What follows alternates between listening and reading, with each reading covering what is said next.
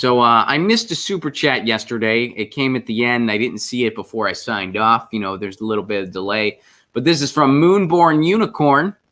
Moonborn, thank you very much for your super chat contribution yesterday. I did chat you, and I said, hey, I'm going to get to this on today's show. And it says, hey, Ron, what kind of headphones do you got? All right, so here's the headphones I'm using now. These are my new headphones. These are the Sony Dynamic Stereo Headphones MDR 7506. And they say professional on them. I got these headphones. They even got the right and left ear marked. Huh? Aren't they cool? I love these headphones. They've been a godsend. And yeah, again, that model, it's by Sony. It is the MDR 7506 headphones. They're good headphones. They're good stereo headphones. I like them. And thank you for that comment, Moon Baby. Thank you very much for your super chat contribution. Today's song of the day is...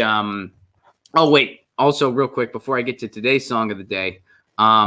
So we talked about Nirvana yesterday because it was over the weekend. It was the 26th anniversary of Kurt Cobain's passing.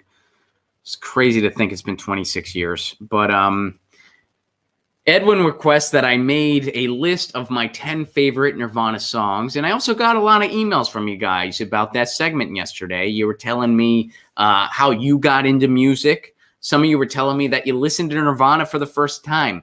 You know, you came from a different era where you grew up on a lot of the early classic rock, wasn't paying as much attention when Nirvana came out, but you listened to some Nirvana and you're like, man, he really liked John Lennon a lot. He sure did. He sure did. And that's really cool.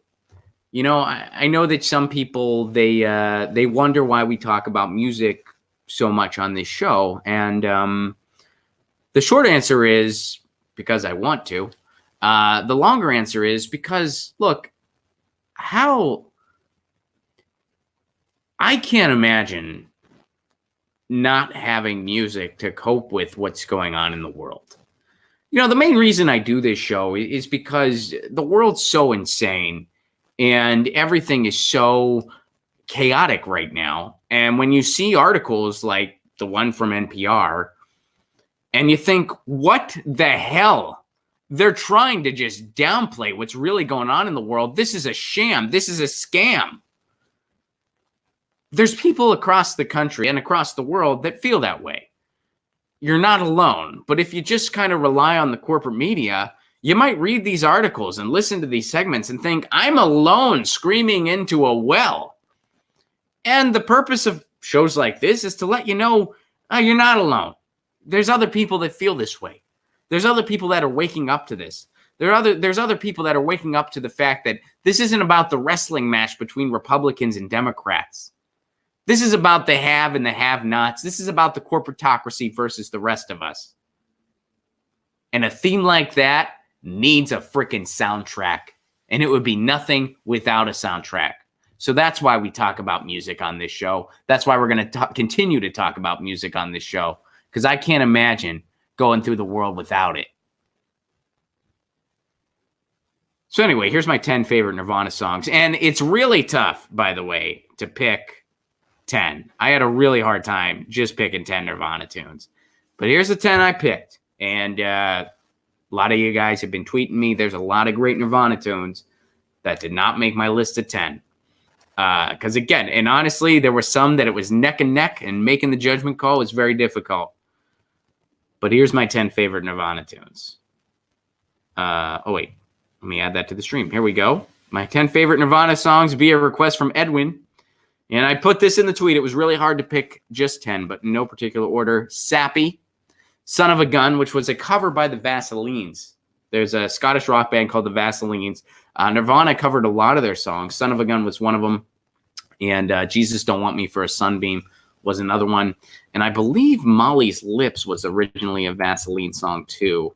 Let me check on that. Let me Google that real quick to make sure that that was... Yeah, it was a Vaseline song as well. So Molly's Lips, Jesus Don't Want Me for a Sunbeam, and Son of a Gun, which made my top 10. It's one of my favorite Nirvana recordings. Penny Royalty, On a Plane, Drain You, Sliver, Negative Creep, About a Girl, Blue, Scentless Apprentice. Now, I was a little surprised by this. But Bleach, songs from Bleach made the most of my top 10 list. Bleach, the first Nirvana album. I got 3 songs out of my top 10 that are on Bleach. I wasn't really expecting that, to tell you the truth. Not that I knew which album I would dive into the most, but dove into Bleach the most. Blue, About a Girl, Negative Creep. On a Plane, Drain You, both off of Nevermind. Neither of them were singles on Nevermind. Sliver on the Incesticide album, that was mainly a collection of B-sides and earlier recordings. Scentless Apprentice, Pennyroyal T on In Utero originally. Pennyroyal T appeared on Unplugged in New York, so did On a Plane as well. Son of a Gun on the Incesticide album. And Sappy was never released on any of their full-length albums, but it's on a couple live bootlegs. And I think it was recorded, and it might have been the B-side on one of the singles at some point. But so there you go. Sappy, Son of a Gun, Pennyroyal T, On a Plane, Drain You, Sliver, Negative Creep, About a Girl, Blue, Scentless Apprentice. Those are my top 10 Nirvana tunes. It was not easy to pick. And the song of the day. So, guys, I had a dream the other night that my punk band from when I was 14 years old reunited. And we reunited as dudes in our 30s. And we played a show. And we packed the house.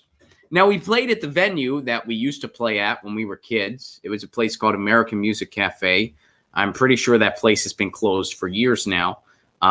So that part of the dream will never be realized. But I did have a dream that we reunited and we played a set. And we played some of our original songs. And we played some covers. Just because we were like, look, we can't just play a bunch of songs we wrote when we were 14. We're grown-ups now. But we did play some of our own songs. We kind of souped them up a little bit, reworked them a little bit, wrote some more leads.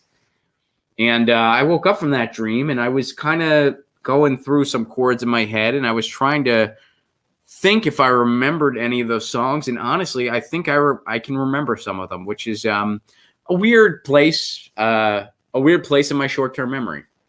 Or I guess maybe it would be long-term, really, because I got to dig. But I remember a lot of those songs.